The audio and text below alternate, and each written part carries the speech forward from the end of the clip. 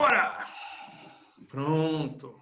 Então, vamos começar aqui relembrando um pouquinho o que a gente viu nos nossos últimos encontros, não é? Vamos relembrar um pouquinho, deixa eu abrir aqui, sempre bom a gente relembrar, né?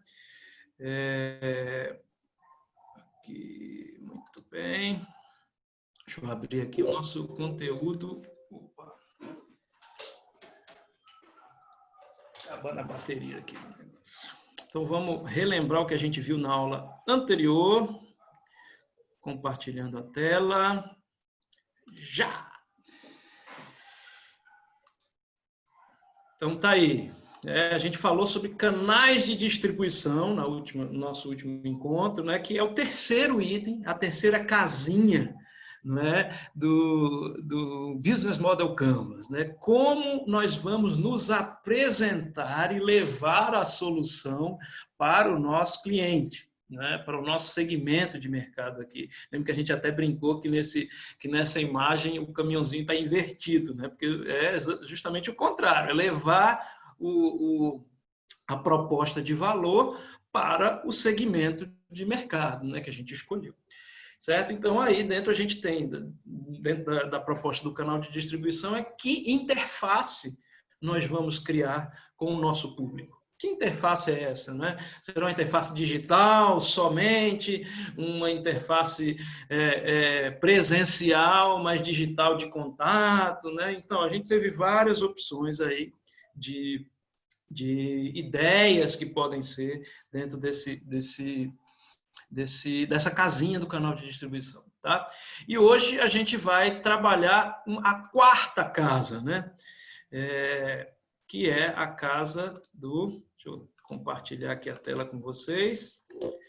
Do relacionamento com o cliente. Eu acho que eu vou ter que cancelar aqui o compartilhamento e dar um F5 aqui, senão ele não entra. Deixa eu dar um F5 aqui. Vamos lá. Muito bem. Deixa eu compartilhar novamente. Aqui, legal. Então, relacionamento com o cliente. Essa outra casinha aqui, e aí a gente já chega praticamente no fim do lado direito do Canvas, né? Que são as primeiras ideias, né? Que na verdade é a estruturação da ideia do negócio. Tá? Então a gente já criou aqui a proposta do nosso segmento de mercado, entendeu a dor que ele tá sentindo, que nós vamos sanar, criamos a proposta de valor para eles e bolamos a ideia de como nós vamos entregar essa proposta de valor. Agora, a gente tem o desafio de conseguir os clientes, se relacionar com eles e fazer com que eles continuem com a gente, e quem sabe até aumente o seu nível de consumo para conosco. Né? E é isso. Então, quando a gente fala de relacionamento, querido amigo, querida amiga, a gente está falando dessa palavra mágica aqui. Essa casinha, ela vai ser a responsável por falar do tema de marketing. Tá? Então, quando nós falamos de marketing, estamos falando de tudo aquilo, de todo o esforço que a empresa faz para se contactar com o mercado dela, com o público-alvo dela. Então, todas as ações que sejam ações de apresentação de um negócio para o seu mercado, a gente coloca no guarda-chuva dessa casinha, ou seja, no guarda-chuva de marketing. E aí você pode me perguntar, poxa, por que não chama logo marketing, né? Por que não botou o nome dessa casinha? Marketing, já que a gente vai fazer marketing. Eu vou te explicar o porquê.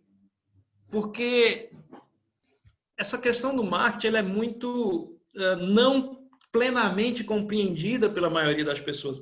Lembra que o foco do Business Model Canvas é o cidadão comum que quer montar um negócio. E aqui nessa turma a gente tem exatamente a amostra do que é o público-alvo do Business Model Canvas. Né? Marketing a gente estuda muito aonde? Cursos superiores de marketing, de administração, de publicidade e propaganda, de comunicação, etc. Mas vocês não estudam marketing. Então, a visão que a grande maioria das pessoas que não estudam marketing sobre o que é marketing é muito assim voltada para propaganda, não é? O professor Wellington, que é professor de marketing aí também, né? Ele sabe muito bem disso, né? A grande maioria das pessoas confunde muito o que é marketing com simples propaganda, com a comunicação de marketing, quando a questão de marketing é muito mais ampla. Então, o desafio de você compreender o que essa casinha do Business Model Canvas significa é muito maior do que simplesmente chamar de marketing, tá? Dentro do que o grosso das pessoas entende do que é marketing, né?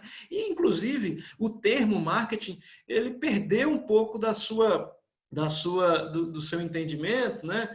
Muito porque o cidadão comum passou a ter uma visão um pouco pejorativa do que é marketing. Né? Então, se o cara às vezes é muito papudo, né, professor Wellington? O cara às vezes é muito papudão, assim, tá muito cheio de pirotecnia, aí o pessoal fala, esse cara é puro marketing, né? E aí você conecta o nome marketing com um esquema totalmente pejorativo, né? Que não é a verdade do que significa a área. Então, preocupado com isso, os autores do Business Model Canvas, né, eles se preocuparam com o entendimento pleno do que seria o conteúdo dessa casinha. Por isso que eles chamaram de relacionamento. Então, o que você tem que pensar agora, depois de você ter criado uma proposta de valor para o público-alvo e pensado em como você vai entregar essa proposta de valor para o público, então pense agora em como você vai se relacionar com esse público dentro da sua solução. Então, essa etapa, né, de marketing, do relacionamento, ela é super importante porque ela vai ser a chave para você pensar a próxima casinha, que a gente vai ver na próxima semana, que é a casinha da monetização das fontes de receita. Ou, entre outras palavras, de como eu vou ganhar dinheiro com isso. Então, para eu entender a forma como eu vou ganhar dinheiro com essa minha solução, eu preciso entender como eu vou fazer o relacionamento com esse meu cliente, para que ele continue sendo um usuário aí, quanto mais, um usuário que volte mais vezes, que faça um processo de recompra, etc. Tá? Beleza. Então, vamos lá. Vamos pensar aqui um pouco como então construir essa proposta de marketing para um negócio como esse que a gente está montando, né? Pouco, às vezes, vai se falar sobre a propaganda em si, sobre a comunicação em si, né? Então, antes disso, a gente precisa compreender um pouquinho, vou até cancelar um pouco aqui a coisa para a gente entender um pouquinho do que é o conceito de marketing, né? O conceito de marketing, ele não tem uma tradução muito fidedigna no português, né? A gente tem o sufixo aí ing, que significa gerúndio e tal, e marketing é mercado. Então, uma tradução muito ao pé da letra literal seria mercadeando, né? Mercadando, mercadeando. Mas, na verdade, o conceito de marketing é a empresa no mercado o tempo todo, entendendo como o mercado se comporta, para que ele possa entregar o melhor produto ou o melhor serviço. Certo? Então, este é o conceito de marketing. E aprofundando mais nesse conceito, a gente tem alguns pontos centrais, que eu gosto de chamar, ou conceitos centrais de marketing, né? O primeiro conceito central de marketing que você tem que entender é a relação entre necessidade e desejo. Esse talvez seja o átomo do marketing, né? O conceito mais central de tudo. E que se você vai montar um negócio, você precisa compreender muito bem. Então, uma necessidade e um desejo. Então, pense. Necessidade, quando a gente fala em necessidade, a gente lembra logo das necessidades humanas, não é? ali da pirâmidezinha de Maslow, né? Vários de vocês já devem ter visto, né? Das necessidades humanas, né? Primeiro lá na base, as necessidades fisiológicas, né? Comer, beber e tal. Depois a gente tem as necessidades de segurança, né? Que é você ter uma casa para morar, uma roupa para vestir, esse tipo de coisa. Depois você vai subindo, você tem as necessidades sociais, né? De ter família, amizades. Vai subindo na pirâmide, a gente tem as necessidades de estima, né, que você tem confiança, respeito pelas outras pessoas, etc., respeito delas para consigo, e no final, lá em cima, na pontinha, as necessidades de autorrealização, que são as necessidades assim de busca de crescimento pessoal, né? Então, fazer um curso superior, enfim, uma viagem do tipo intercâmbio e tal, isso está lá em cima da pirâmide, né? Claro que em se tratando de marketing, a gente pode ter visões diferentes das necessidades humanas, né? Então, o que para mim é uma necessidade super importante, basilar, para você pode não ser. Existe uma corrente hoje de marketing que estuda muito bem isso, né? As diferenças de necessidade das pessoas. Mas, basicamente é isso. A necessidade é um estado de privação. Então, se eu estou com fome, eu tenho a necessidade de alimento. Eu estou privado daquele alimento. Então, o que o ser humano faz? Ele corre atrás de algo para solucionar esta necessidade. Correto? Só que a necessidade humana, então percebam, se só existisse a necessidade humana, não iria existir marketing, não iria existir, talvez, produtos, né, do jeito que a gente conhece hoje. Talvez o sistema capitalista não existisse, né? Porque as pessoas não querem apenas cumprir as necessidades, não querem apenas sanar as necessidades. Eu e você somos assim. A gente não quer só sanar a necessidade. A gente quer sanar a necessidade da forma que mais nos apraz. Correto? Vamos para um exemplo de uma necessidade que todos nós temos aqui. Então, você e eu temos necessidade de comer. Falamos fome, não é? Como é que a gente sana uma necessidade de fome? Comendo, óbvio, ok? Mas o que difere eu comer uma coxinha, né, do ragazzo, daquela promoção compre uma, ganhe outra, do mesmo sabor, né? Aquilo é uma bênção do céu, né? Então, uma coxinha do ragazzo, um PF de 5,50, onde você vai comer arroz, feijão, um bife ali de segunda e uma salada que, na verdade, é uma rodela de cebola, uma rodela de tomate, uma folha de alface, né? Ou vou comer no restaurante self-service, ou vou comer, sei lá, pagar R$ 49 numa cebola, num Outback da vida. O que vai definir a forma como eu vou sanar essa necessidade? Aí está o outro lado da moeda, né, do conceito central de marketing. De um lado a necessidade, do outro lado é o desejo. Então, por isso que eu digo que esse é o conceito mais central de marketing. A dicotomia necessidades e desejos. O que vai fazer a gente correr atrás de uma forma que mais nos apraz de satisfazer uma necessidade é o nosso desejo. Então, a gente poderia dizer que um desejo é uma necessidade moldada a diversos fatores culturais, sociais, econômicos, como a Mônica colocou aí, né? Recursos. Isso vai definir muita coisa. Tá certo, Mônica? É isso mesmo. Né? Mas esses desejos da gente vão ser moldados por várias situações que muitas delas a gente não tem controle. Ou a gente aprendeu a ser assim desde cedo em casa, ou a situação onde a gente vive social não permite certos tipos de coisas, ou permite outros tipos de formas onde eu vou satisfazer essa necessidade. Então, esse é o conceito mais central de marketing. O que o profissional de marketing faz? Ele olha para o mercado, identifica, primeiro ponto, se há necessidades ou desejos não atendidos. E aí ele verifica se existe substancialmente um grupo de pessoas que tem essas necessidades e desejos não atendidos de forma similar. E aí ele entende que aquilo ali é o que a gente chama de segmento de mercado. Né? Um mercado-alvo, um público-alvo, um target. Ele entende que aquilo ali é um público-alvo, então o que ele faz? Ele vai lá e cria um produto para aquilo. Então isso é um segmento de mercado.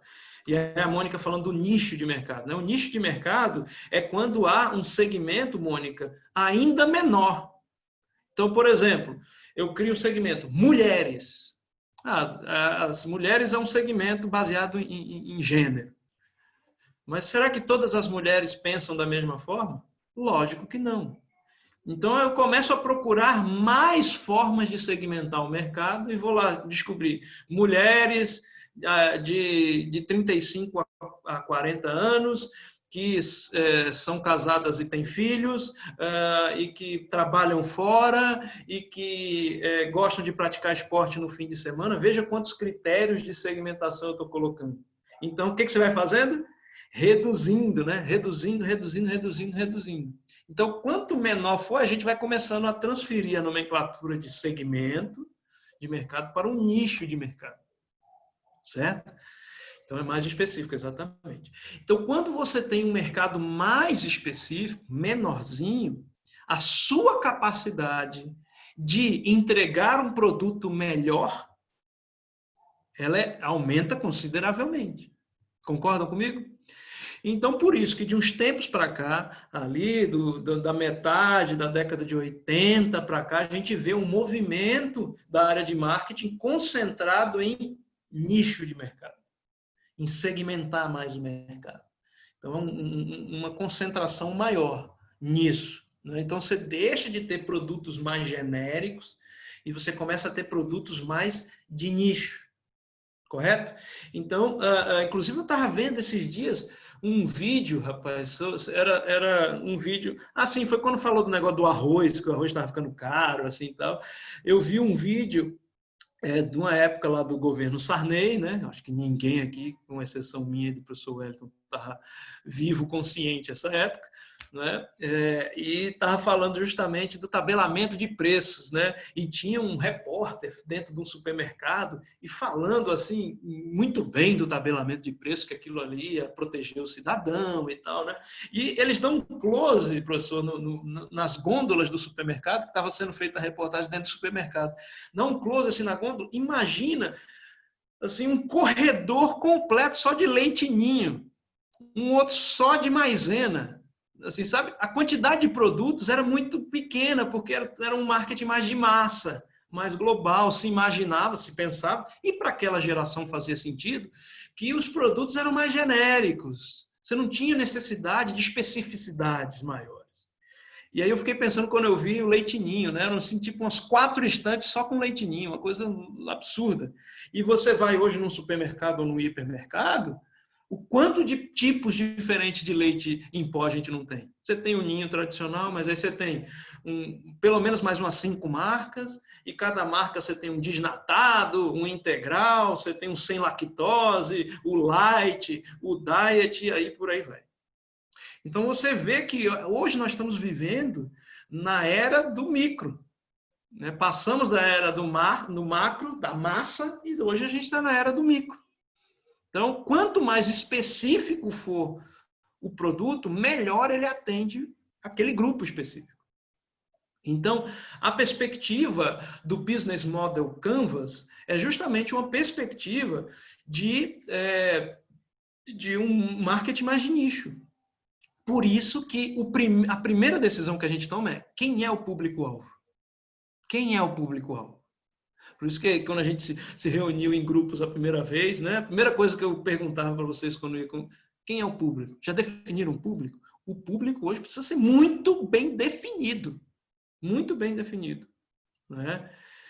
Exato, a divisão de leite em pó até 2 anos, até 4. Nem falo nesse tipo de coisa que eu não tenho a mínima de saudade disso, cara. Porque esses leites especiais aí, né? Esses negócios assim, né? Pensa num negócio caro, rapaz. É caro demais. Uma lata era 35, 40 pau. né? Então, é muito específico para um tipo de público bem específico, né? Mas, por ser tão específico, ele funciona melhor para aquele público. Não é? Ele entende melhor as necessidades e desejos daquele público. Então você vê, estava vendo outra imagem dos anos 70 no Brasil, ali do Vale do Anhangabaú, aqui em São Paulo, uma imagem de cima ali, tirada, uma foto ali do viaduto Santa Efigênia ali, e vendo os carros que estavam passando. Sem brincadeira, mais de 80% dos carros eram Fusca. E aí você tinha um pouquinho mais ali de Brasília, ou outra variante, um TL da vida, né, tal. E já aparecia um Fiat 147 ou outro, etc. Então, veja que como eram reduzidas as opções de carro. Uma Kombi, outra ali aparecia. Hoje, você não consegue quase encontrar dois carros do mesmo tipo, né, numa visão dessa. A quantidade de marcas que nós temos hoje, muitas, né? Então, cada marca dessa, ela cria projetos, ou seja, cria produtos, no caso, os carros, específicos para públicos diferentes. Então, você tem um sedã para um público, um sedã grande para um outro, uma picape para um outro, uma SUV para o outro, um monobloco para o outro, etc, etc, etc. Ainda muda lá dentro os apetrechos que tem, os gadgets que tem, muda a potência de motor e tal, etc. O mundo é um mundo de nicho hoje em dia. É um mundo nichado, né? E aqui eu abro um parênteses, é nicho, viu? Do jeitinho certo que a Mônica escreveu ali, porque tem muita gente que gosta de botar um N depois do I, né? Nicho, não é nicho, tá? Nicho, né? A Mônica escreveu muito corretamente ali. Então, hoje estamos num mundo de nicho, de nichos de mercado. E esse ambiente que nós estamos, mesmo de nicho de mercado, a gente hoje talvez nunca viu, antes da história da humanidade, a quantidade de concorrência que a gente tem hoje. Então, mesmo produtos de nicho, como esse que a gente vem falando, a gente tem 3, 4, 5 marcas que conseguem atingir esses nichos aí, né? Então, um carro 1.0 de entrada. Então, você tem, toda marca tem o seu carro 1.0 de entrada, né? Porque eles querem pegar esse nicho específico, social, de renda, etc, etc, etc. Tá? Então, há uma concorrência muito grande hoje em dia. Exacerbada, diria eu. O que dentro de um princípio capitalista de negócio, do modelo econômico capitalista, é muito, muito relevante, é muito bom você ter concorrência, porque as empresas se preocupariam, a princípio, em criar propostas melhores uma do que as outras para entregar produtos melhores, né? Então, essa concorrência, essa competição faz com que a gente melhore os nossos produtos em vista do que seja a necessidade e o desejo do cliente, não é? Então, essa competição muito grande, muito intensa, ela mudou um pouco não, 180 graus aí, o vetor da forma de se pensar marketing. Então, se antes o marketing era uma condição que vinha da empresa, a empresa pensava, o empreendedor pensava, e ele joga para o mercado aquela proposta, certo? E o mercado aceita ou não. Hoje se inverte o vetor. Primeiro se olha o mercado, se olha os clientes, os consumidores, e se extrai desses consumidores dores não solucionadas. Percebem que esse é o modelo do plano de negócio que a gente está fazendo, né? A gente vai ao mercado, olha o mercado e puxa uma dor não solucionada. Então, esse é o formato hoje em dia da forma de se pensar marketing. E vou mais além ainda, né? Nesse novo panorama, muita concorrência, muita competição, você galgar muito espaço de mercado é um trabalho hercúleo, gigantesco. Vamos pensar um pouco aqui comigo, pensem um pouco comigo aqui. Vamos pensar num mercado consolidado, né? Um mercado consolidado, assim, vamos pensar, sei lá, refrigerantes, biscoitos, sei lá, ou bolacha, como queiram dizer, né? Vamos lá pensar em bolachas, né? Bolachas recheadas, tal, que é uma coisa que eu estou parando de comprar aqui, que os moleques só querem comer isso, né? Em casa, então estou parando de comprar aqui. Só momentos especiais. Né? Bolacha recheada. Aí você tem várias marcas, né? Tem Bono, né? Tem Traquinas, tem um monte de marca lá. Então você já está com um range de marcas super consolidado. É um mercado maduro, não é? Super consolidado ali. Então, vamos imaginar que esse seja um mercado aí enorme, né? Vamos dizer que alcança metade do público brasileiro. Então, tem uns 100 milhões de consumidores de bolacha hoje no Brasil. Vamos pensando assim, bem hipoteticamente. 100 milhões. Então, imagina, né? Esse mercado super concorrido, dividido aí por essas empresas, cada uma com seu market share, né? Vou botar aqui market share, ou seja, fatia de mercado ou participação de mercado, né? Então, cada um com seu market share ali de porcento, seus porcentos ali, né? Uma marca tem 20% do mercado, outra 5%, outra 10%, outra 2%, etc. Até fazer os 100% do mercado de bolachas. Então, num mercado onde você tem 100 milhões de clientes, crescer, só há um jeito de se crescer. Né? Primeiro, esperando que de um dia para o outro nasçam 10 milhões de pessoas novas para entrando nesse mercado, ou você tirar a fatia de mercado de outro, correto? Então tá ali todo mundo bem fechadinho ali, pensa num gráfico de pizza, todo mundo bem fechadinho ali. Então para você conquistar 1%, você tem que tirar de alguém. Porque não vai nascer de hoje para amanhã ou de hoje para o mês que vem uma quantidade enorme de pessoas que vão passar a consumir esse produto de forma intensa. Não vai acontecer. Então, essas marcas, o que elas fazem? Elas protegem ou buscam, via estratégias, proteger o que ela já tem de market share. Isso a gente chama de entrincheiramento, né? Que vem das trincheiras, né? A guerra de trincheira, aquele buraco que você faz no chão e fica protegendo a sua área. Correto? Então, as empresas estão ali protegendo as suas áreas. Porque ela não tem condição de avançar demais, então numa guerra de trincheira, uma guerra pouco móvel, por quê? Porque você andava metros, você conquistava metros, conquistava 100 metros, você abria uma outra trincheira para proteger o que você conquistou. Então era uma guerra muito sangrenta e muito difícil de você vencê-la, né? Sem ter muitas baixas. Então as empresas estão entrincheiradas, protegendo as suas posições. Então, pensando nesse ambiente, que os autores Kim e Malgborn chamam de oceano vermelho, né? Proteger essas posições, o que as empresas passaram a considerar?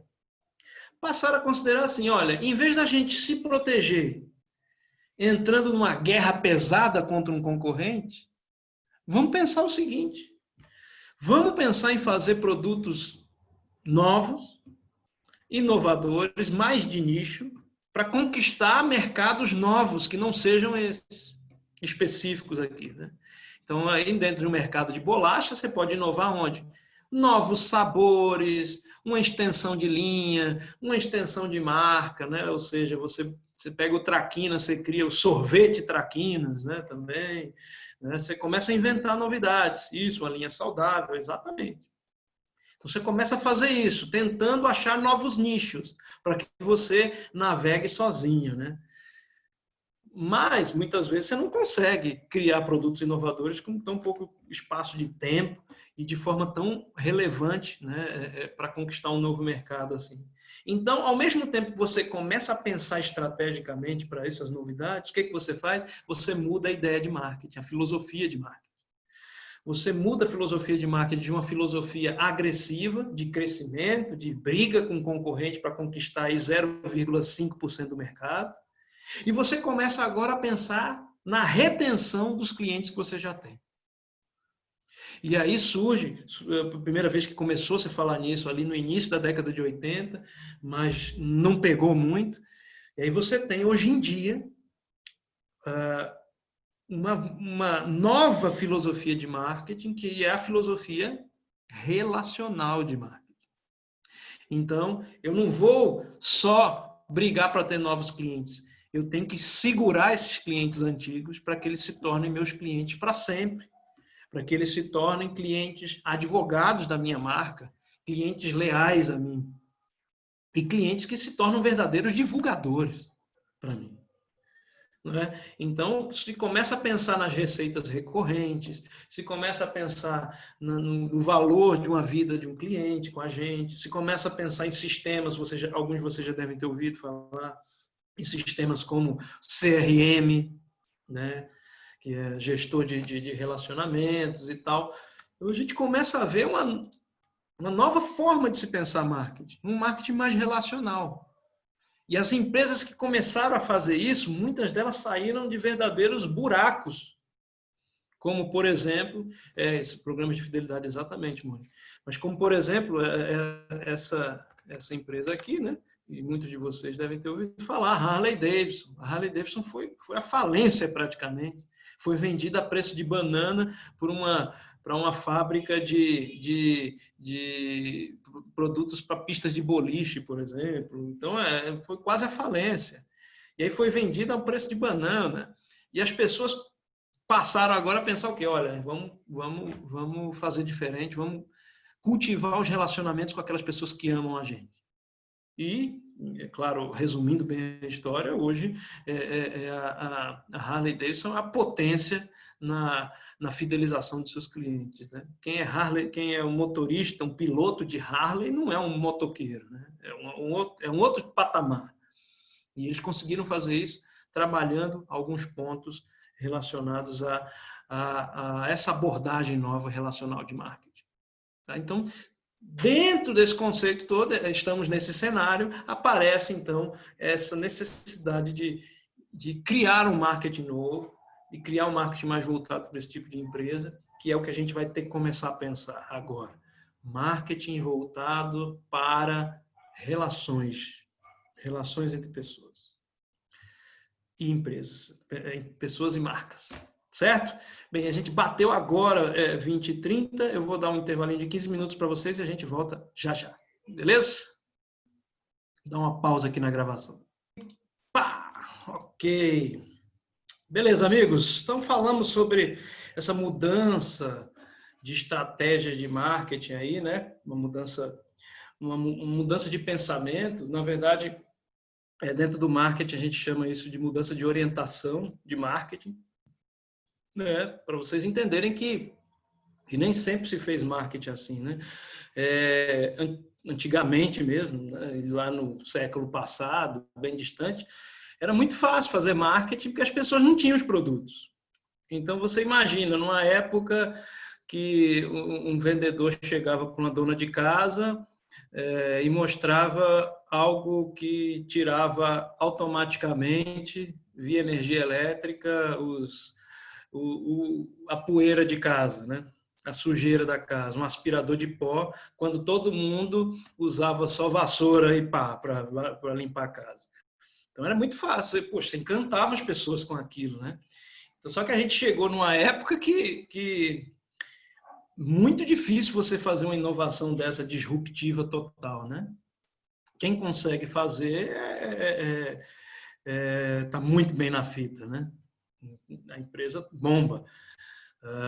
Sei lá, um Spotify da vida aí, né? Então, é muito fácil. Então, A gente está numa nova orientação de marketing, como eu falei, uma orientação mais voltada para o relacionamento, para a manutenção desse relacionamento, para se coligar com as pessoas, né? Fazer parte da vida delas. Então, hoje é bem diferente a forma como a gente se faz de marketing, né? E isso influencia completamente o jeito de se pensar marketing numa empresa como essa que a gente está montando, uma empresa mais inovadora, baseada em tecnologia, que pensa um pouco diferente, né? Então, a gente tem um formato um pouco distinto de se fazer marketing, né? Vou compartilhar, então, a minha tela aqui para a gente voltar. Pronto. Então, quais são as áreas de atuação dessa casinha aí, né, do Canvas de relacionamentos / marketing, né? Primeira é a forma de adquirir os clientes, a aquisição de clientes. Então, coisa que a gente tem que pensar, como será a forma de atração desses clientes para a empresa? Tá? Como é que vai ser? Tá? Então, vamos pensando aqui. Antigamente, a gente tinha aquela quarta forma ali de atração de cliente, né? A propaganda tradicional. Tá? Então, era sempre a forma mais fácil de alcançar alguém era uma propaganda tradicional. Então, fazia sentido você investir tamanha quantidade de recurso numa propaganda em um veículo de massa. Fazia todo sentido. Você estava num mundo onde o horário nobre, né, de uma televisão fazia todo sentido. Você estava ali, a família toda sentada assistindo um programa como um Jornal Nacional, como uma novela das 8, não é, professor Wellington? Isso é da nossa época, novela das 8, que hoje é novela das 9, né? Um pouco mais para tarde. Então, é uma novela das 8, no domingo ali o Fantástico, né? Aquilo era a reunião da família para assistir aquilo. Então, você tinha novelas que batiam aí praticamente os 100% dos televisores do país todo plugados é uma palavra nova, ligados, né? naquele programa e tal. Então, era muito fácil atingir as pessoas. Primeiro, você tinha um pensamento de massa no marketing. E depois você tinha a massa toda voltada para aquela mídia em específico. Correto? Então, você tem um dos maiores exemplos disso em todo o mundo, não só no Brasil. Uma novela chamada Roque Santeiro. Roque Santeiro, ela praticamente todo brasileiro estava assistindo Roque Santeiro, não é? Quando passava. Então, você fazer uma propaganda no intervalo comercial do Roque Santeiro, ou fazer um product placement, né? Colocar um produto ali de merchandising no meio da novela, puxa, você atingia todo mundo. Você atingia praticamente todo mundo. Então, era muito simples. Estava todo mundo assistindo o Fantástico, né? À noite. Eu lembro de ter ido uma vez, visitando uma cidade, né, brasileira muito grande. A gente foi num culto da igreja no domingo à noite. Chegou lá, já a igreja estava fechada. Eu lembro disso, nossa, muito claro, como se fosse ontem. A igreja estava fechada, né? Estava fechada, o culto tinha sido mais cedo, porque estava na reta final ali de uma reportagem especial do Fantástico, alguma coisa assim, ou era um clipe do Michael Jackson que ia lançar, sabe? Um negócio assim, revolucionário. Então, o pessoal fez o culto antes, para o pessoal poder ir para casa e assistir o programa. Então, era uma coisa assim absurda, né? E o Éder pergunta se eu acho que isso é uma forma de formatação da opinião pública. Tem muitas teorias, né? Tem muitas teorias, mas sem sombra de dúvida, Éder, havia um direcionamento de pensamentos, né? Porque se todo mundo estava ali, você podia construir toda a ideia em cima da sociedade, em cima de alguma coisa que passava na novela, que passava no Fantástico e etc., né? No Jornal Nacional, etc. Muito se fala da eleição do Collor, né, no último debate, que não foi ao vivo, e a Globo fez um retalho nas falas do Lula e prejudicou completamente ele, né? Então, assim, claro, era muito mais fácil fazer isso que você coloca aí. Então, você tem uma mudança brutal da forma como você se comunica com o consumidor, da forma de se fazer comunicação de marketing, para chamar a atenção desse público. Mudança brutal. Por quê? Conforme a gente foi mudando de geração, conforme a gente foi inserindo o cyberespaço, né, internet, dando mais poder ao consumidor. Então, hoje o consumidor é um cara poderoso, porque ele tem a possibilidade hoje do on-demand, né, do vídeo on-demand, por exemplo. Eu assisto o que eu quero na hora que eu quero. Eu não preciso estar na frente da televisão para assistir aquilo. Né? Então, isso quebrou muito a televisão. Se estima que a audiência televisiva, nos últimos 20 anos, perdeu aí 1,5% da sua audiência por ano.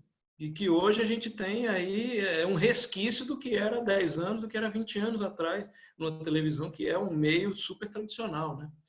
E aí começa a fazer sentido você direcionar, já que estamos falando de um mercado micro, de nichos, faz todo sentido você começar a direcionar agora o quê? A sua comunicação de marketing para aquisição de clientes para nichos, certo? Então, a facilidade que você tem hoje de abrir um Facebook e criar uma propaganda, uma campanha completa de comunicação de marketing para um nicho específico, é uma coisa inimaginável há 10 anos atrás, há 15 anos atrás, inimaginável. Então hoje qualquer pessoa faz isso, de tão intuitivo que é no Facebook, no Instagram da vida, fazer uma campanha patrocinada, é super fácil e com recurso muito pequeno. Hoje, se você tiver R$100 para divulgar o seu negócio, você fizer uma segmentação bem feita no Facebook, você atinge muita gente. Agora, você olha para o passado, uma campanha nível nacional, num horário mais caro que a gente tinha, um horário mais caro brasileiro, ficou muito tempo o intervalo do Fantástico, né? Onde você pagava para aparecer no Brasil todo, uma única vez em 30 segundos, na faixa de R$500 mil. Então, você imagina o que é isso? 30 segundos, R$500 mil já foi. Se eu quero mais 30 segundos, eu boto mais R$500 mil. Não é uma coisa absurda. Né? Então, assim, era muita grana. E era um super canhão que você jogava e você não tinha certeza de que todo mundo daquele nicho específico iria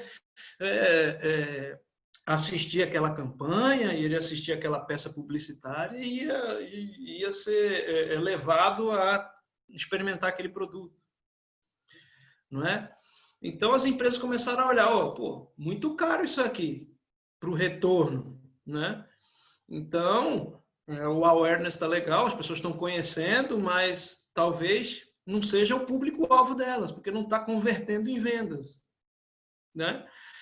Então, começou-se a mudar o pensamento. Vamos fazer também uma comunicação de marketing de nicho. Vamos começar usando essas novas ferramentas e a possibilidade que ela nos dá.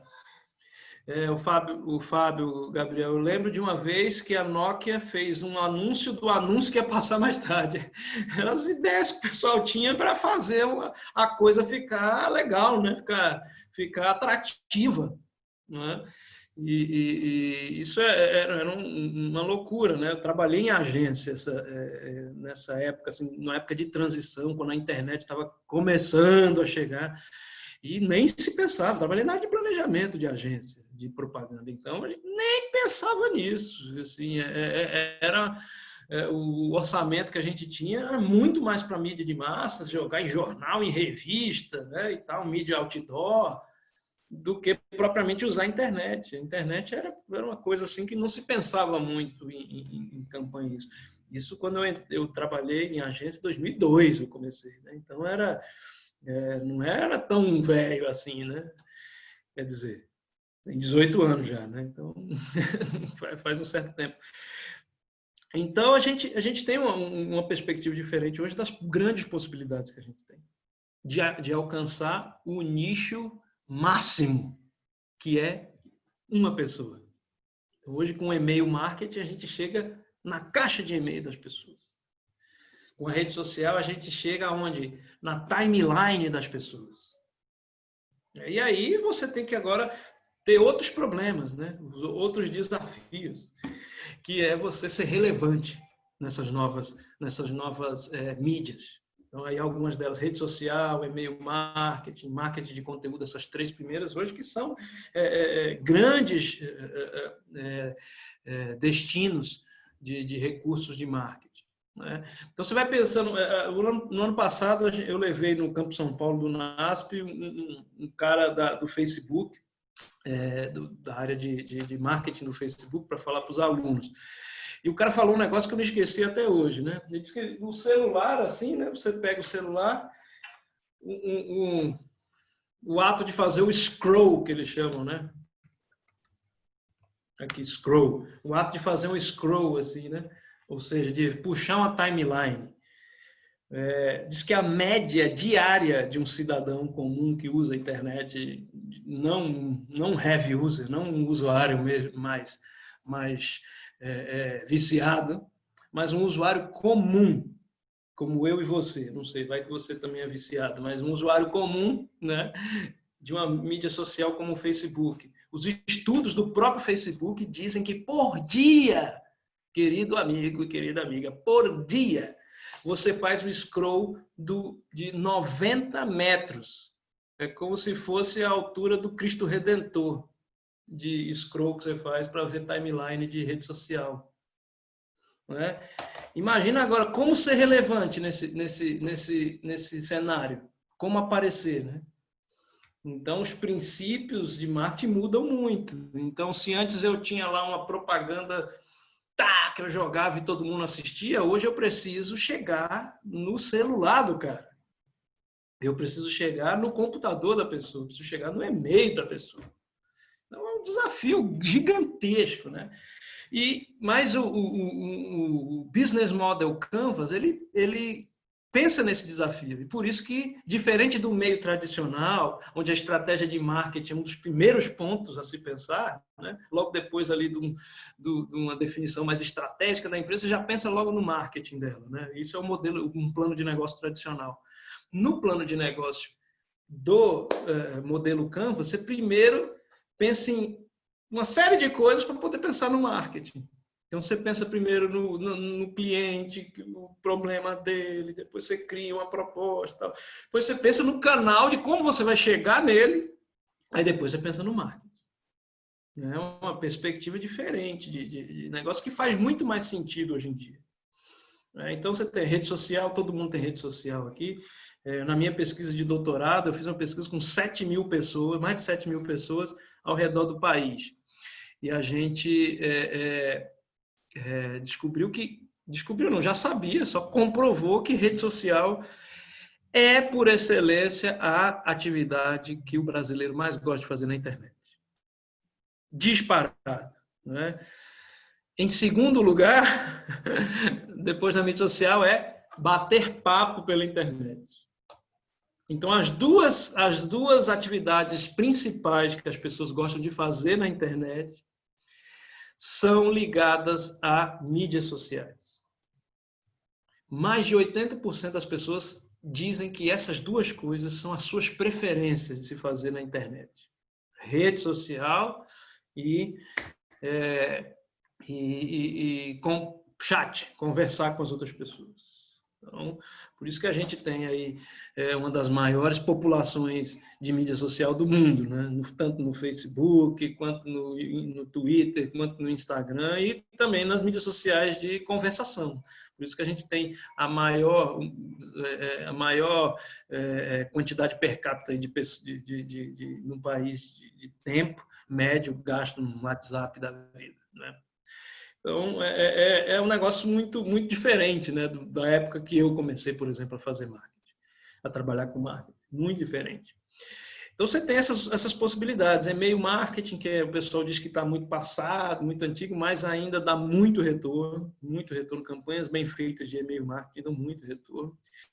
E a gente tem agora esse terceiro ponto, que é o marketing de conteúdo, que a gente chama também, pelo termo em inglês, né, o inbound marketing, né, que hoje assim, é muito usado. Então, quer ver um exemplo de como você já foi caçado por o inbound marketing? Por exemplo, eu quero baixar um livro lá, sei lá, um material, assistir um tutorial. Me chamou a atenção. Aí eu vou lá e está numa página onde eu tenho que botar meus dados e eu recebo esse material de graça. Só que aí, pelos dados que eu tenho, eu sou alvo agora de campanhas de marketing voltadas àquele produto que eu baixei gratuito. Então, se cria conteúdo, disponibiliza conteúdo gratuito, você se encanta com o conteúdo e se torna um cliente daquilo, né?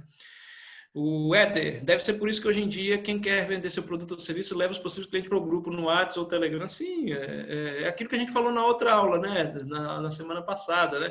Essas ferramentas como o WhatsApp Business, esse tipo de coisa estão assim, nossa, elas estão sendo muito usadas mesmo. É uma coisa assim de louco.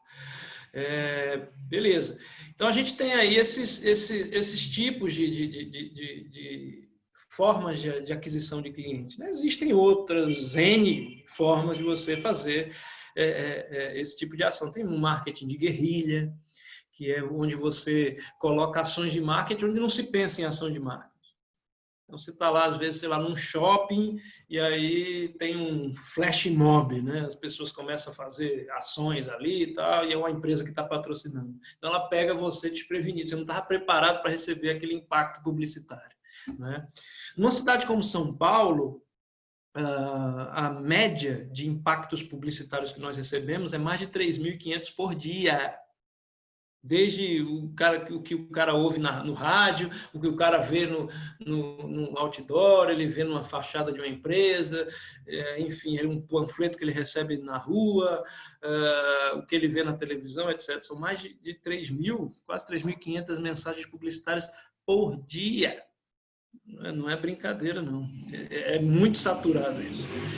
Mas tem pessoas ou tem empresas que conseguem fazer coisas bem criativas, né, bem diferentes, que chamam a atenção dessas pessoas. O Fábio Gabriel pergunta: a causa social seria uma maneira de atrair clientes?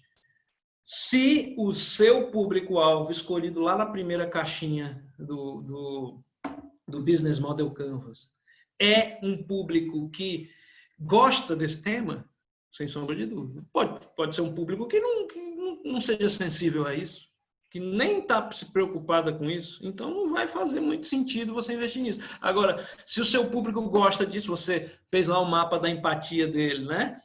E sacou ali que ele curte isso. Opa, então é uma abordagem legal. É uma abordagem que vai fazer sentido. Tá? Beleza. Então, aí tem algumas formas de você captar o cliente, né? Chamar a atenção dele para o seu produto. Aí tem o segundo item dentro desse escopo do que o marketing faz nesses novos tempos. Retenção de cliente. Segurar o cliente. E aí, para segurar o cliente, a gente tem algumas ferramentas, algumas estratégias. Então, a primeira delas, eu vou começar por baixo. Vou começar pela lealdade do consumidor. Alguém falou aí em plano de fidelidade, mais atrás, alguém tinha falado, deixa eu ver se aqui, a Mônica. A Mônica falou sobre isso, valeu, Mônica. Ela falou sobre planos de fidelidade, exatamente. O plano de fidelidade é uma forma fantástica de você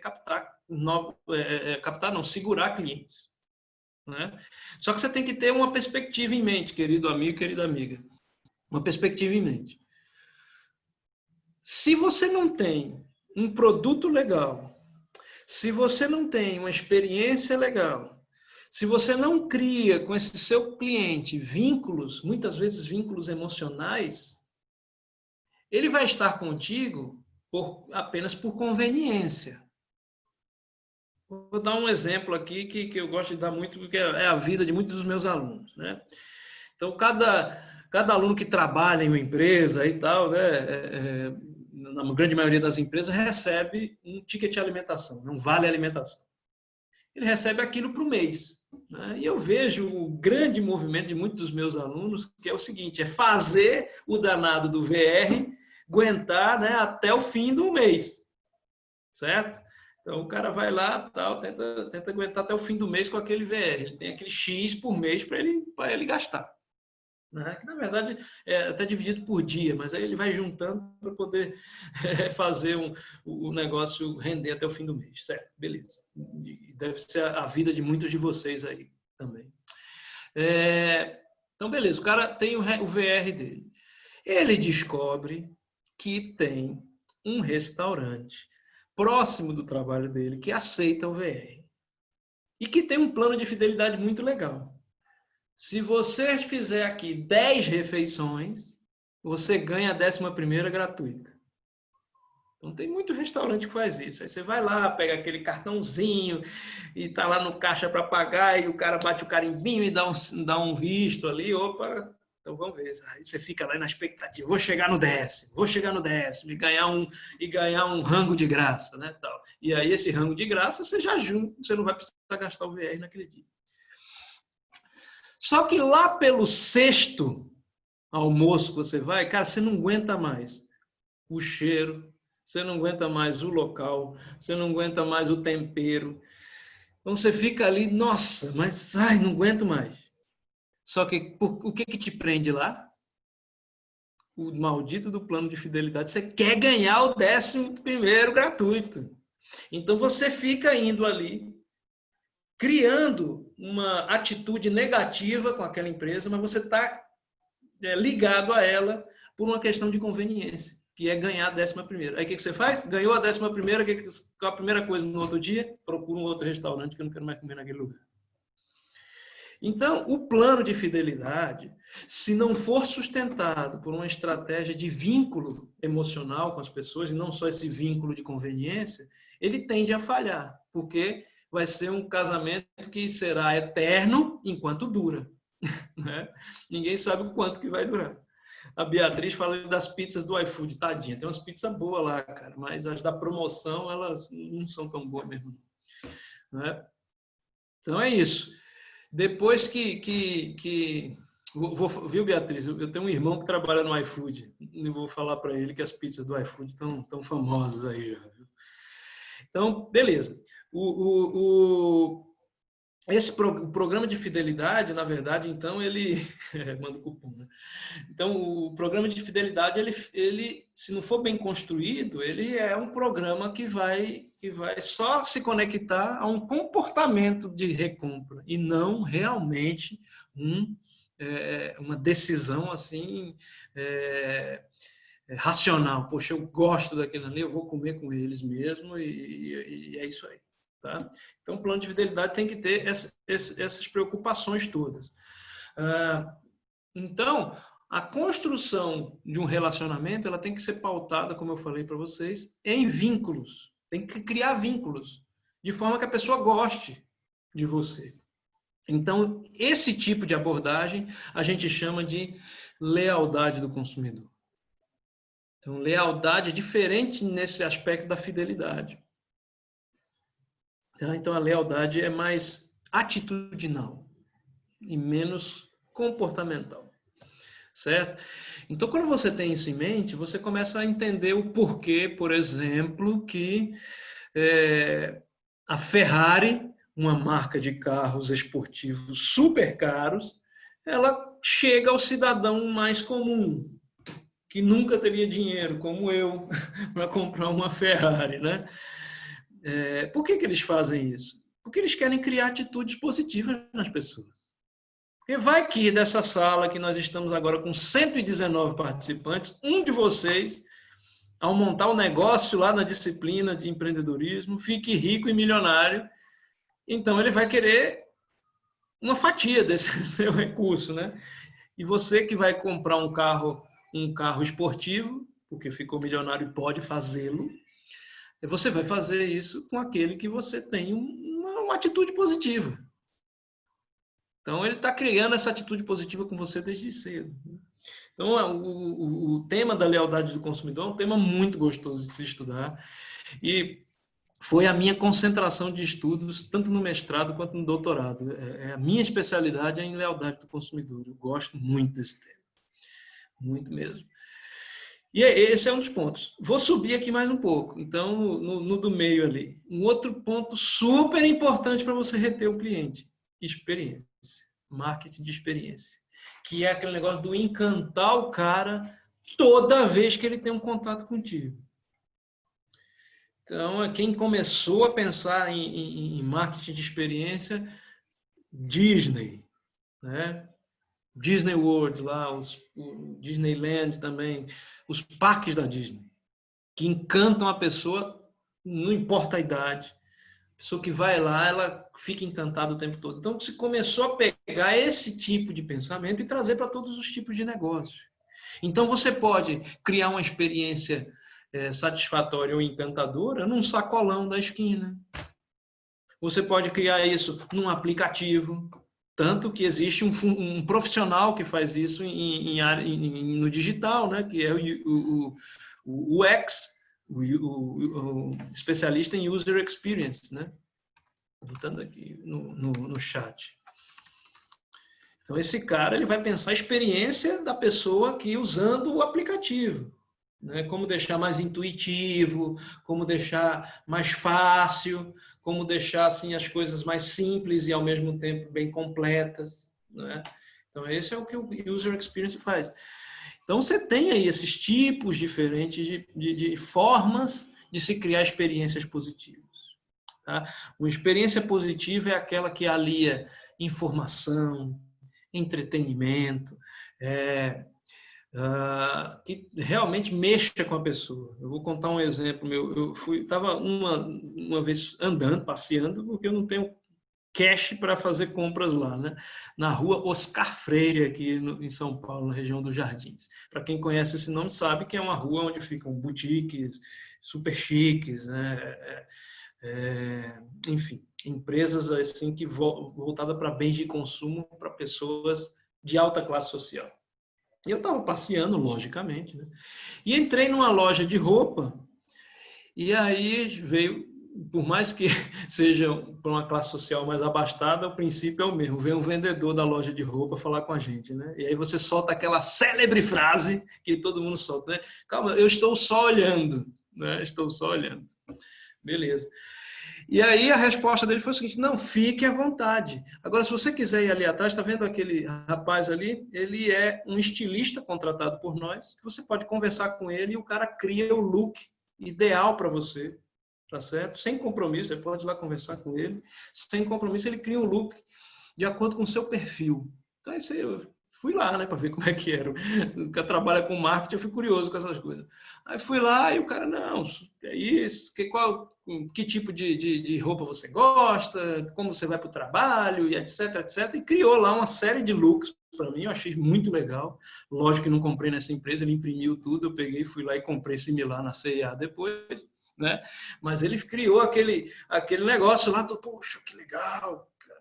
Olha o tipo de tratamento que o cara fez comigo, né? Que essa empresa fez comigo. Uma baita de uma experiência. Você ir comprar uma roupa, você tem um especialista em moda ali contigo que te entende e cria um look ideal para você. Olha só que coisa legal. É uma experiência diferente. Eu fiquei encantado com essa empresa. E se por um acaso na vida eu tiver recursos para comprar roupas ali, eu vou comprar, porque eu gostei da experiência. Então, isso faz muito a diferença. A experiência positiva. E o marketing de experiência, ele cuida para que todas as experiências sejam positivas. Não seja só uma quando você vai lá comprar a primeira vez. Ou uma quando você baixa o aplicativo a primeira vez e pronto. Ou quando você abre o site pela primeira vez. Não. É para que toda vez que você tenha contato com esse negócio, as experiências sejam positivas. Certo? Beleza. Aí a gente tem esse último ponto, que talvez seja o tema assim, mais moderno de retenção de cliente que exista hoje, que chama-se Customer Success, ou sucesso do cliente. né? Ele capta as duas informações de baixo aí, tanto a ideia da lealdade quanto a do marketing de experiência, e cria uma metodologia, toda uma ferramenta para um acompanhamento do cliente. Então, deixa eu te mostrar um exemplo aqui do que é Customer Success. Existe um restaurante aqui perto de casa, né? Relativamente perto de casa, que se chama Chalezinho. Quem é de São Paulo aqui já deve ter ouvido falar, né? Chalezinho. O que é o Chalezinho? Um super restaurante voltado para momentos românticos. Né? O Wendel já foi aí, já levou a patroa aí, cara? É legal, hein? Quem não levou, leve, viu? Aqui de São Paulo. Quem não é de São Paulo, quando vier, vá lá. Tem 2 aqui em São Paulo, um no Morumbi e outro no Itaim. Te levaram, né? Isso aí. Então, vamos lá. O ambiente é um ambiente romântico. É uma baita de uma experiência, cara. É uma baita de uma experiência. Você comer um fondue, um negócio assim. Aquelas coisas chiques, você não sabe o que é, mas que o nome é chique. O garçom, a música ao vivo, um ambiente à meia luz, confortável, tudo leva para aquele momento agradável para você ter com um cônjuge, com um namorado, enfim. Né? Beleza. A pessoa que é responsável, um gerente, um gestor de um ambiente como esse, ele sabe muito bem o tipo de objetivo que leva as pessoas a consumirem o seu serviço. Então, ninguém vai no chalezinho ou em restaurantes similares para comer churrasco, para ficar bagunça aí e tal. Não é. Aquele ambiente é um ambiente para um encontro romântico. É diferente, por exemplo, de um Outback, que é muito mais galera, aquele negócio, barulho, aniversário, o povo bate palma para você e tal, aquele negócio todo. É diferente, são objetivos diferentes que as pessoas têm quando vão nesses lugares. Então, o gestor de um chalezinho, ele tem que entender o motivo, a motivação principal, que a gente chama de objetivo, né, desse cliente. Ele está ali para comemorar alguma coisa, né? Para muitas vezes uma data especial de casamento, né? Uma data de namoro, assim, as pessoas não vão ali se não é para ser um momento diferenciado. Então ele entende aquilo e cria todo um ambiente para que aquele momento especial aconteça. Então ele entendeu o quê? O objetivo do cliente. Então quando ele entende o objetivo, ele cria o produto ideal. Aí começa o processo de Customer Success, ou sucesso do cliente. Então, para eu ter sucesso com o meu negócio, eu preciso fazer com que o cliente tenha sucesso no objetivo que ele teve ao chegar ali naquele meu estabelecimento, ao baixar aquele joguinho, ao fazer com que a pessoa acesse um determinado tipo de site, por exemplo. Eu preciso entender qual a motivação, o porquê, qual o objetivo que essa pessoa tem comigo. Então, a partir disso, se cria todo um processo baseado em experiência e construção de relacionamento, certo?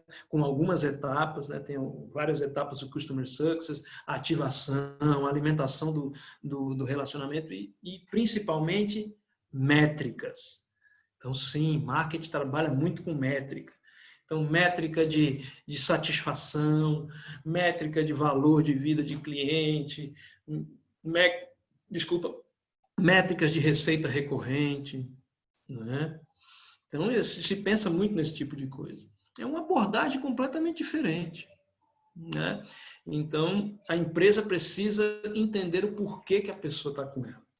Por que ele entrou na minha loja? O que ele quer ao final das contas? Né?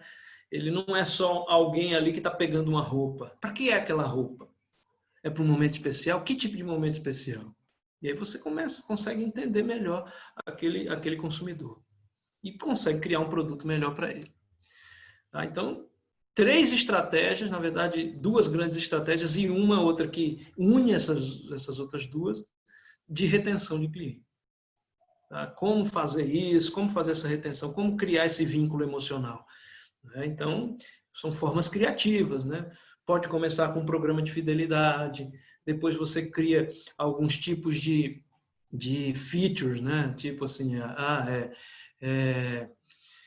vem aqui, por exemplo, no chalezinho, no aniversário do seu casamento e ganha um desconto XYZ, né? Indique para alguém e tal. Você começa a criar formas da pessoa estar sempre ali na empresa e tendo experiências positivas com ela. Tá? Beleza. Indo para os finalmente aqui, né? A gente tem, então, o terceiro ponto do novo marketing, que é a indução das novas receitas. Beleza. Eu atraí a pessoa, eu criei um relacionamento com ela, agora eu tenho que fazer com que esse relacionamento seja também lucrativo. E aí a pergunta que eu faço, como será a forma de fazer os clientes consumirem mais do meu produto? Aí primeira forma mais simples, orgânica, se você fez um bom relacionamento, é que ele vai ou recomprar o produto ou renovar a assinatura dele. Então, se ele gosta de você, ele vai recomprar, vai comprar mais vezes, vai voltar mais vezes, vai indicar para amigo, etc. Ou vai renovar a assinatura. Então, se eu gostei da minha TV a cabo aqui, que eu pago em casa, etc., o que eu vou fazer? Terminou o contrato de 1 ano ali e tal, eu vou renovar esse contrato, vou continuar com ele. Então, se eu gosto de um aplicativo que é baseado em assinatura, por exemplo, eu gosto muito de um aplicativo aqui chamado Smule, de karaokê, adoro. Então, por ano eu pago aí R$30 por ele. Beleza, se eu gostei, se eu estou tendo experiências positivas, o que acontece? No ano que vem eu vou renovar a assinatura. Então, vai trazendo novas receitas, numa perspectiva de relacionamento. Tá?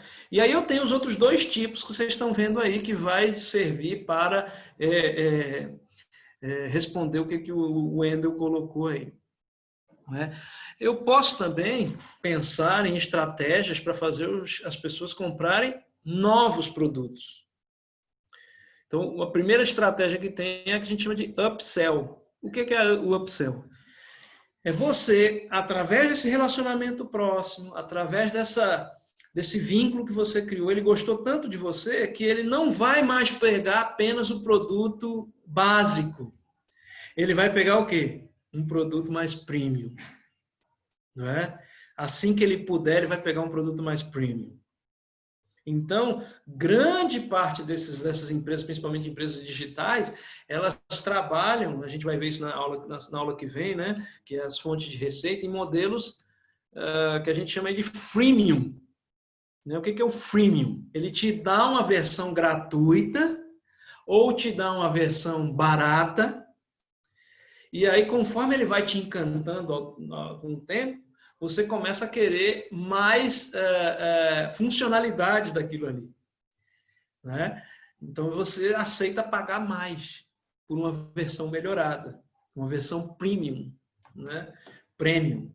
Então, esse modelo freemium, né? O freemium é assim. Então, ele te dá uma isca, você se apaixona pelo produto e compra a versão melhorada depois. Certo? A gente vê isso muito, por exemplo, em joguinho, né? Você baixa um joguinho aí no seu celular, você tem a versão ali gratuita, cheia de propaganda, né? Cheia de um monte de coisa que você tem que ver, assistir para poder jogar, mas você gostou tanto da jogabilidade, poxa, é tão legal, você vai lá e pum, paga a versão completa livre de propaganda. Você deu um up, você comprou uma mais cara, tá? Que aí você gerou mais negócios, gerou mais receita, na verdade. Ou você coloca uma funcionalidade diferente, né? Nesse produto, aí e a pessoa paga essas funcionalidades diferentes. Isso é um upsell. Uma outra forma de induzir novas receitas a partir de relacionamento é o cross-sell. O que é o cross-sell? Já falo o nome, venda cruzada. Né? Douglas chegou a gastar R$200 em um jogo. Caramba, esse gosta mesmo. Pode dizer para a gente qual é o jogo ou é muito constrangedor? É chamado de Dota, professor. Ah, Dota? Ah, entendi. É uma variação. Na verdade, o LoL saiu do Dota, então sim. o pessoal fala que é diferente. Já entendi, então, esse afã. E eu entendo mesmo, porque eu estou orientando um TCC, inclusive, que fala sobre mulheres que jogam LoL, né? assim, na verdade, Caramba. a gente não está estudando as mulheres que jogam LOL, nós estamos estudando o comportamento de compra delas dentro do jogo, porque são tantas coisinhas que você pode comprar, armadura, Interessantíssimo, né? não sei o quê. Então, assim, como elas se comportam para escolher esses produtos. Então, esse é o TCC da gente, que são duas meninas viciadas em LOL que estão escrevendo, né? Então, Que louco. tá Da bem hora. legal. Então, assim, ali dentro do jogo você tem você não vende só o jogo, você vende outras coisas, outras funcionalidades ali dentro do jogo, né? Então você acaba fazendo uma venda cruzada de muitos produtos. Hoje em dia, por exemplo, né, deixa eu abrir aqui. Cadê você? A gente falou aí, né? O iFood, por exemplo, né? Vou abrir aqui o iFood que é rápido de abrir. Então, beleza, o iFood aqui. O iFood, originalmente, qual era o produto dele? A entrega de comida, né? Mas aí, agora ele inseriu outras funcionalidades, né? Onde a gente faz ali, ó, não dá para perceber, ali no cantinho, mercado. Então, você pode fazer compra de mercado agora, né? Então, é mais uma funcionalidade. E aí você agora tem uma venda cruzada. Você pode comprar comida e pode comprar produto de supermercado agora. Então, são formas de gerar mais receita dentro do mesmo software que originalmente não era para aquilo. Mas aí eu vou inserindo essas novas funcionalidades e acabo vendendo elas também. E, claro, o cross-sell não é só em produto digital. O cross-sell, venda cruzada, é uma coisa que é tão histórica quanto a própria humanidade, né? Então, você chega no supermercado, você compra um produto e ali no meio do caminho ali, né? Por exemplo, você está numa área de refrigerante. Aí, do nada, na gôndola do refrigerante está pendurado ali um monte de pipoca de micro-ondas. O que a pipoca de micro-ondas está fazendo na área do refrigerante? Porque ele já faz a ligação. Opa, eu levo refrigerante, eu já vou levar aqui uma pipoquinha para comer junto. Pum! Né? Então, então, isso é uma venda cruzada. Então, a venda cruzada acontece já há muito tempo, né? Então, são esses os tipos de indução de novas receitas. E aí a gente tem fechado as necessidades de marketing que a gente tem nesse novo tipo de negócio, tá? Beleza. Esse material está disponível para você. Nossa, eu falando aqui de iFood é um negócio impressionante. O Cortana do Windows aqui já estava abrindo o site aqui do iFood para mim. Bem, então a Jéssica colocou as frases criativas que vêm na notificação do iFood, às vezes faz a pessoa comprar. Isso é experiência, isso é marketing de experiência, né? Então eles estão conversando ali numa linguagem parecida com você. Certo? Beleza, queridos. Esse material já está disponível lá no virtual para você, dentro da parte de arquivos, tá certo? Esse material para você. Já amanhã, logo na parte da manhã, vai ser inserido o link dessa aula para você poder assistir novamente, tá certo? E a gente tem como eu falei na semana passada, a gente tem uma área de tarefas ali para você, que está aberta até o dia 4 de outubro, tá certo? Então, vocês vão ter um bom tempo aí para pensar. Muito simples, num arquivo de Word, você colocar o canal de distribuição, daquilo que você pensou na aula passada, e aí uma ideia de marketing desse produto para relacionamento. Como adquirir, o que você vai investir para adquirir, como você vai fazer para segurar esse cliente. Que tipo de estratégia de relacionamento você está pensando em fazer? Beleza? Eu ouvi alguém falando. Até que dia que tá? Está até o dia 4 de outubro. É porque eu não tô vendo isso no painel, não sei se tá para todo mundo. Deixa eu dar uma olhada. Tá disponível aqui. Deixa eu olhar. Tá disponível aqui. Canais e relacionamento, né? Na unidade 2, 4 de outubro, exatamente. Então vocês têm um tempo bom aí para pensar nisso. É o tema da semana passada e o dessa, né? Exatamente. As duas semanas. Tá bom?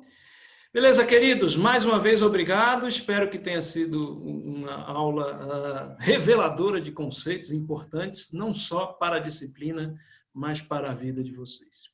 Tá certo? Obrigado mais uma vez. Uma boa noite. Obrigado, professor Wellington, pela companhia.